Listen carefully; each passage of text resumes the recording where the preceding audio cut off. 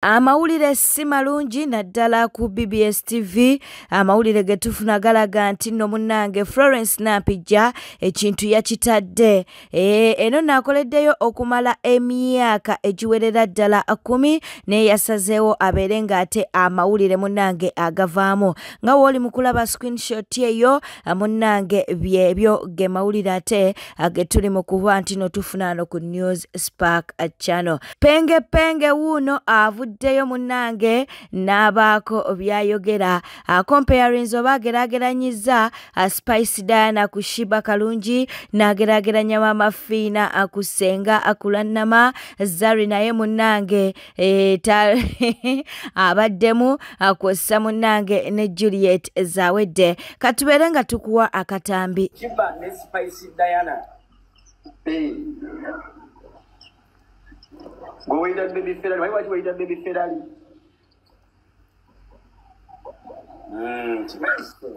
Oza Ferrari esangibwa buli bulijja lwa muntu. Oba ekola akola advert ne Ferrari ekola obulango. Ekola. Kati Shiba mulabe nga Ferrari. Ebisigadde tujja byongereza obwo. Beri Ferrari. Tojitera ko Mitsubishi.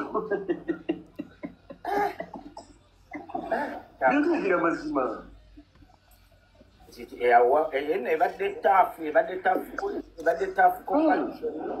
Oli Shiba Ferrari yennyini ogigezaageza na muntu yenna. Ovanga ku muyimbi omukazi nga tuleeta n'abayimbi abasajja. Shiba oyogola bayatuleeta omuyimbi gwe bayita White Benda.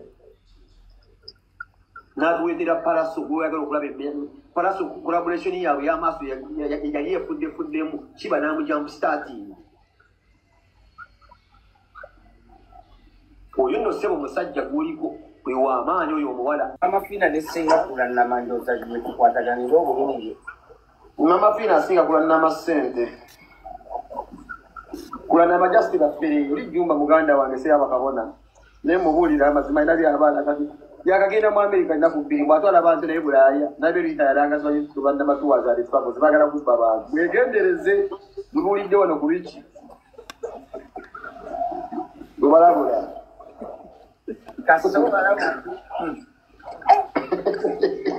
Wakagenda mu Amerika nnaku bbiri okutta n'ebifaananyi ng'okutasimanyi mu kikugo badde Chicago onasayizi gyali simanyi mu Obama gye baamuzaala n'obidira ku Facebook ate otwala abantu Bulaaya. Naye Penge Rich okimanyi muno Ssenga Kulannama agenda kubba abantu. Omanyi mama wange amanyi muno Ssenga Kulannama atwala abantu. Kati maama wamugambe tubyogeredde kuno kati olaba mama wange ali mu ebibiina byabwe by'abanigina kati kitegeeza Ssenga Kulannama mu byalo yakutta kati. Zawedde asinga Zari ssente ez'ekikyala. Nga teuli buli mukono gwa ssemwanga mu biki byonna bisikira ensente y'ekikyala. Ng'abantu bagiridde teggwaawo. Nsobola okugamba nti bagalidde ezazali nga tajja tojja mula kubanga Shakibu yagamba yamuwaayo 2,000 zokka eza ddoola obulamu bwabwe bwonna mulibye gwalaba Shakibu ng'ayomba. Sente za Zawedde zaazigaba ze bazituwa teziggwaawo. Sente y'ekikyala Zawedde ali bibye alina gye yasikira. Kati kuno okwepakeginga kuno marketing Zari yasinga kiraasi. Kuno okwepakeginga kuno Netflix biki Zari yasinga. Naye mbu sente Zari ate Uncle Penge okimanyi byonna bye twogera nze nabipakeginze because tosobola gamba mu Zawedde talina class because she has the money. Akati bwe kyolowooza lwasa alina kirasi talina sente. Ate oyo kimumanyi. Kulaga ebintu by'essente tuyogera ku bintu bya sente byalina sente lwasa alina kirasi. Nedda twogera ku Zari ne Zawedde. Ati nkulaga kyessente si kyekikulu ennyo nti ekireeta kirasi. Nedda kati lwaki Zari ne Zawedde tosaze? Ate ogwa Zari ne Zawedde ngusaze baŋŋambye kirasi ŋŋambye Zari yasinga kirasi. Ate ge mazima. Kale era nzikiriziganya nawe. Abayininga ebifaananyi byeyekubya baali balulinga nabo bayita ku mikolo she's mindful. Waliwo anaabuuzizza Jojo Keteira ne Jalia Waluda. Kati Jojo Keteira kalina kirasi Jalia Fala Mayoga. Waweza gamba abantu nti mutunda ebizigo ebiwonya amasabu ate nga bbaawo busava ina olubuto. First of all, you fraud. I know omusajja munene alinga mboke, alinga bino ebigala egiremedde egyaweyina mu bboke. Bano ogambo gyamba osalawo yi. She's a fraud. Oyewagira uganda kugenda mukwata embadiya. Nagenda ddali afaane mukula. Buli omubbi. He has the money but she has no class. Jali yayogera ali emmere. Mu Yesu yeebazibwe. Naraga amanyo nengeri gyambiira. Kajjojjero kabalimbalimba muko kalina class kagamba TV eyogera. Kokambaka karakta waizi kokambaka ka kibuli. Noli jali yayogera nga nengane mulimu kamwa. Alimba abantu batuniddaga kikuba musajja we munene wacha ine enfaana. Bali ku mizimu gya kakanda abo naawe tonyumiza. Kati koko lwaki wentuuka? Nanti sibimanya nkopenge byayogera ku kati ya Texas. Ate bagula bonna wali obutooke mu gundi y'abawalabu bayize omuntu agala amutuga.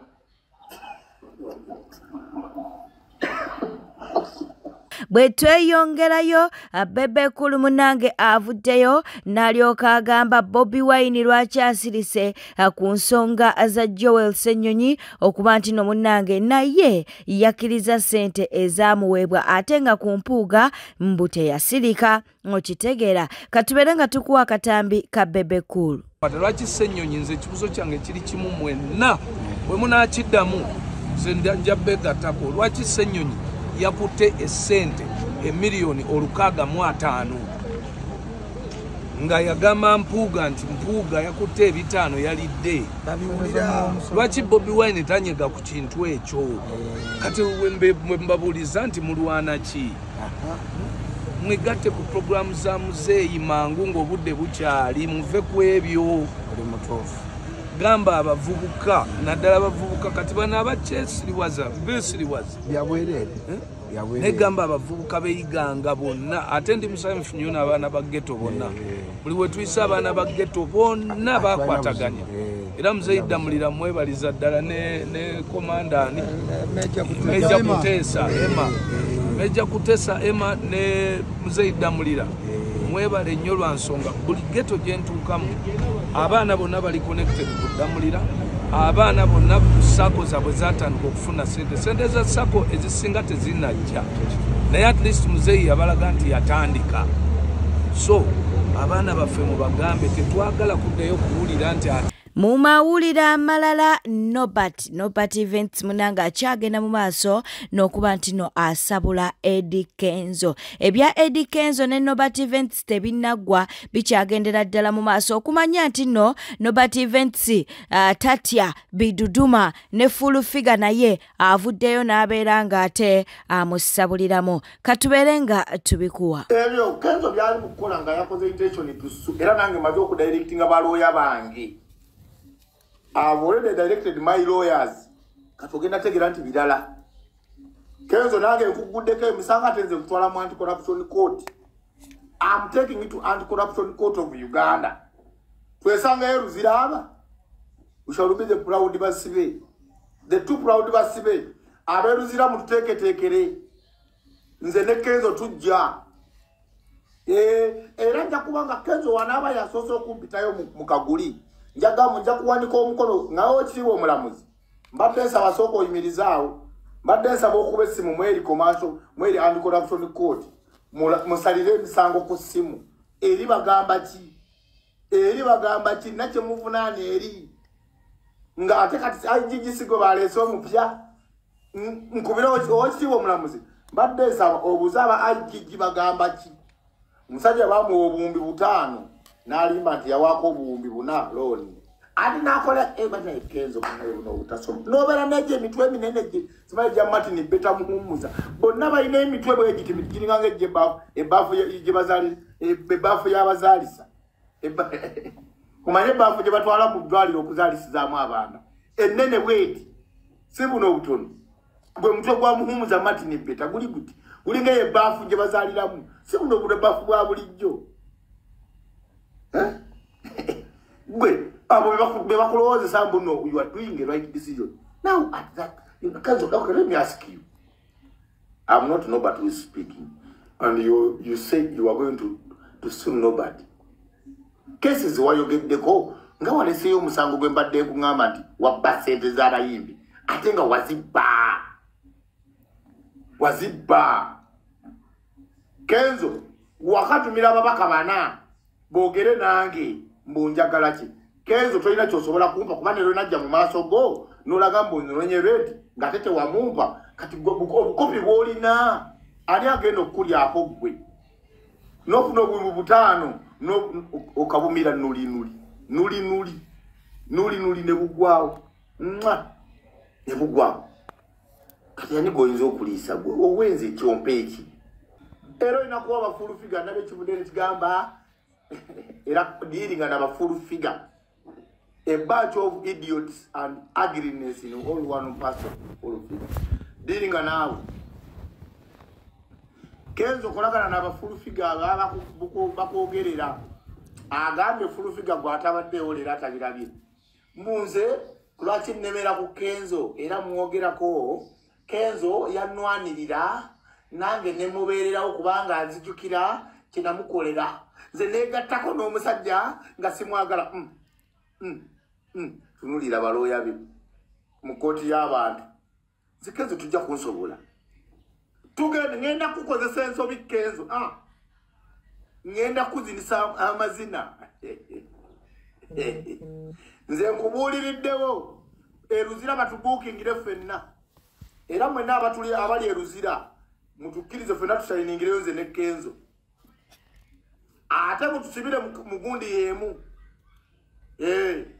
twekubireeyo ebikonde nze ne Kenzo mutubuukingireeyo kubanga ye agenda kujjayo nga abuuzibwa akanana akataano obuwumbi obutano wabusaawa ate bagenda kwongera n'obulala awe tukutindire Badiyale muli mutya nkimanyi muli bulungi Brian White ne boneolekano otya ne bonekaliisa otya ne bonokandula eddoboozi ne bonosindika ebitanda oba amabwa tegeekosa ndiwo kutegeeza mbuno twagala ebintu bino wammanga twagalayo footage nga Carol ayidde omuliro ng'akyali mulamu twagalayo footage wakala ebifaananyi nga Carol ali ku mabirizi biki eyo clinic gye yogeddeko eyeewa Salama twagala mukazi wo ne getimaani wo n'abakozi babere nga bakyali mu police custody nga bayambako poliisi okunoonyereza nkukakasa mbuno ne bonoolekaano otya ne bonookola ki twagala ebifaananyi bya Carol nga akyali mulamu naye ng'ayidde omuliro kubanga ekiruddu wamutuusaayo ng'akazi Brian White nafunye akavidiyo ak'omulambo gwa Carol nga wamusalako ennywanto nga wamusalamu olulimi nga wamusala wano ku ddookooli nga wamusalayo ebitundu ebyekyama ebyobukyala ogenda tubuulira wabiteekawa tubyagala olina okutunnyonnyola poliisi ya Uganda aba CID tuliwo okubategeeza mbuno we are watching you however we don't expect much, but please surprise us, shock us for the first time, do something. Minister Balam, sigenda kukoowula. That girl was a youth, abadde n'emyaka 25. She was a youth. But Minister manya of gender. This is gender-based violence. Because waliwo obukakafu obumalambu no Brian White abadde nga azina Carol.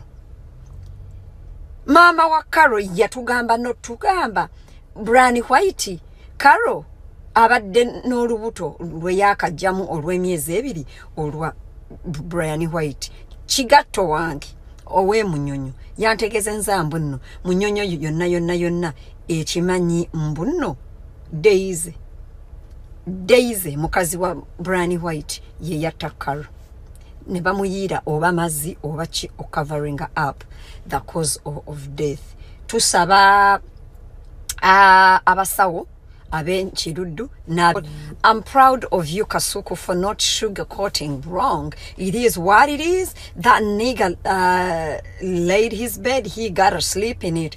Thank you for not sugarcoating, and thank you for acknowledging that regardless of everything, we lost a life over there.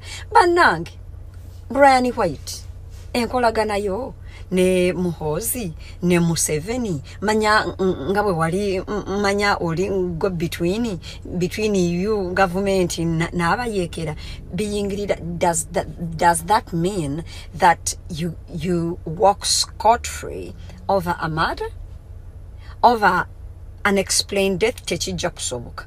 Gwamanyi ne Museveni wo ne Muhozi wo ne baani bo n'abamagye yemwe mumanyi. Twagala accountability. Karo yafaddi yafaatya. Twagala footage nga Karo ayidde omuliro nga mulamu. Tunasanyuka nnyo nga mutuzeemu ebintu ebyo. Poliisi ya Uganda omusajja yayombye yenna n'akanduula eddoboozi n'asambasamba abantu ababadde awo. Oyo mulwadde. Why is he not in jail? Let him be in a prison hospital. Sebo alondako ne dwaliro lyayagala okubeera munaye Uganda mwatukowa mutyo. Museveni abana Uganda wabako banange Minister of Justice human, but anyway newe nabakoola mugenda nkubeera eyo nga mwekunyuula biza. Kati banange nekirala yensabuuza Samantha tugenda mukolera ki? Kaloba ye Samantha if bwemubanga temulina nche mugenda mukolera. Kati abana ba Samantha tugenda bakolera ki? Naddala n'omwana ow'omwaka ogumu gwe bazaalanga pulimacha.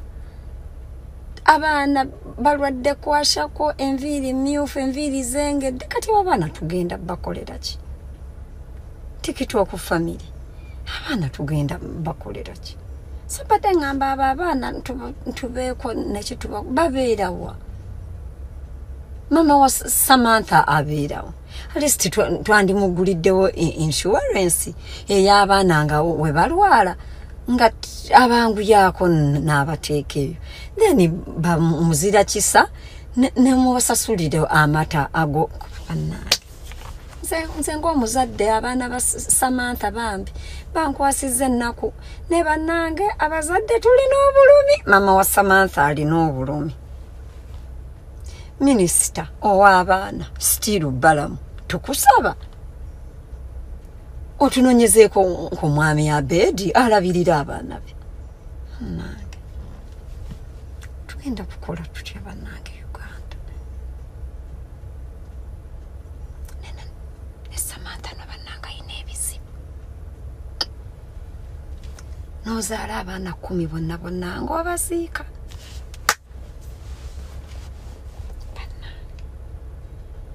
Samantha yabachi waliwo eyangamba mbu Samantha taina buzibu bonna ice. Kati muganda wa Samantha mumunonyezeeko bwabeera nga ye yamuloga tumwetondere mu butongole kuba kati oli gwayagala mwetondere mulalu. Bwete tambudde abadde mulabi mulungi walekwekumira ku Newspark channel kankusaba obeere ng'osubscribinga olikinga n'okuleka obubaka bwawo mu comment section. Beera bulungi weeraba.